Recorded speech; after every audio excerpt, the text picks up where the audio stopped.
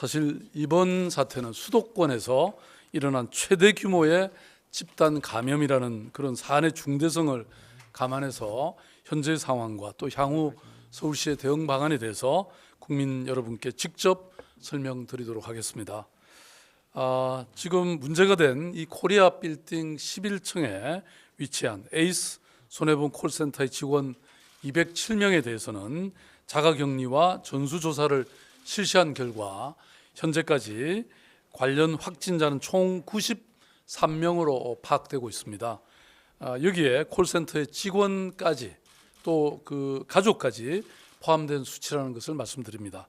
이 중에 서울시 거주자가 약 65명이고 또 경기도는 13명, 인천시 거주자는 15명입니다.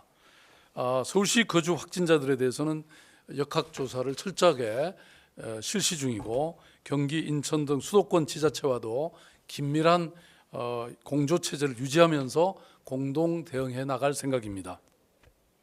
또한 해당 건물 7, 8, 9층에도 이 콜센터가 위치하고 있는데요. 여기에 입주하고 있는 전체 직원 553명에 대해서도 자가격리 및 전수조사를 실시하고 있습니다. 현재까지는 7, 8, 9층 콜센터 직원 중에서 확진자는 나오지 않고 있습니다. 그렇지만 아직 상당수 검사 중이거나 확인 중이어서 혹시 확진자가 발생한다면 바로 공개하도록 하겠습니다. 서울시는 이번 콜센터 집단 감염이 결코 신천지교로 인한 대구와 경북 지역의 집단 감염 사태와는 같은 양상을 띠지 않도록 촘촘하고 또 확실한 대응을 하고 있다는 점을 말씀드립니다. 첫 번째로 현재 이 건물의 영업시설 그리고 사무실 공간으로 사용 중인 1층부터 12층까지 이 건물에 대한 전면 폐쇄와 또 방역 조치가 완료되었습니다. 또한 건물 출입을 제한하고 안내물 부착이라든지 건물 내 수시로 안내 방송을 실시하고 있는 중입니다. 둘째, 이미 운영 중이던 긴급 대응방안을 즉각 대응반을 4개 팀 40명 규모로 확대해서 역학 조사를 진행 중입니다. 서울에서 발생한 가장 규모가 큰 집단 감염이라는 사실을 감안해서 매우 심각하고 또 위중하게 이 상황을 인식하고 추가 확산을 막기 위해서 최선을 다하겠습니다. 셋째, 콜센터 직원 전원에 대한 자가격리 그리고 코로나19 검사를 시행했고 1일 2회씩 자가격리 대상자에 대해서 발열과 또 호흡기 증상 발현 여부에 대해서 모니터링을 실시하고 있습니다. 넷째, 이 건물의 13층에서부터 19층까지 거주공간으로 사용 중인 오피스텔인데요. 이 오피스텔 거주민 전원에 대해서 건물에 출입할 때 발열 체크를 시행 중이고 또 증상이 있을 경우에 바로 검사를 진행할 수 있게 해당 건물 앞에 선별진료소를 설치하고 운영 중입니다. 또한 거주민에 대해서 모니터링을 시행하고 있고 여러 가지 보건교육도 시행 중입니다. 이번 구로 콜센터 집단 감염과 같은 이런 상황을 예방하기 위해서 서울시 소재 민간 콜센터 417군데를 긴급 전수조사를 시작했습니다. 당장 오늘부터 3월 13일까지 3일간 담당 직원들이 직접 콜센터를 방문해서 근무 및 시설과 또 운영 현황을 확인하고 코로나19의 예방과 확산 방지를 위한 콜센터 운영 가이드라인을 제시할 예정입니다. 또한 콜센터 업체들 간의 긴급 좌담회를 개최해서 콜센터의 업계의 목소리를 듣고 실태를 정확히 파악하고 감염병 확산 방지를 위한 실효적 대책을 마련할 방침입니다. 다음으로 다산 콜센터와 민간 콜센터 집단 감염 예방 대책에 대해서 말씀드리겠습니다. 현재 서울시가 운영하고 있는 120 다산 콜센터에도 약 413명이 근무하고 있는 중입니다. 코로나19 안내 그리고 생활정보 제공과 같은 시민생활과 직결되어 있기 때문에 운영상에 차질이 없도록 이미 전 시설을 방역하고 또 전 직원에게 마스크와 손소독제를 제공하는 등 근무자의 위생 관리 수칙과 그다음에 안전 관리 또 시설 방역을 한층 더 강화했다는 말씀을 드립니다. 또한 사회적 거리두기야말로 코로나19를 예방하는 것에 아주 특효약이라고 하는 이런 신념으로 재택근무 시스템을 도입해서 근무지 감염의 확산을 위험을 최소화시키겠습니다. 당장 내일부터 주간 상담사들의 시범 재택근무가 시행되고 다음 주부터는 약 절반 가까운 인원이 재택근무할 수 있도록 시스템을 만들고 있는 중입니다. 나아가서 120 다산 콜센터 내에 확진자가 발생할 경우에도 상담사 전원의 재택근무가 가능한 시스템을 마련하고 있습니다. 구로구 콜센터와 같이 비상상황 발생 시에는 대체 공간으로 즉시 서비스 이전이 되도록 준비해서 시민 이용에 불편함이 없도록 하겠습니다. 다음은 노래방, PC방 이런 소규모 다중 이용 시설에 대한 말씀을 드리겠습니다. 개학 연기와 학원 휴강 때문에 갈 곳이 없어진 학생들이 노래방이라든지 PC방이라든지 이런 것을 이용하는 경우가 많아지면서 집단 감염 사태가 전국적으로 벌어지고 있습니다. 클럽이라든지 콜라텍 역시 밀접 접촉이 가능한 공간입니다.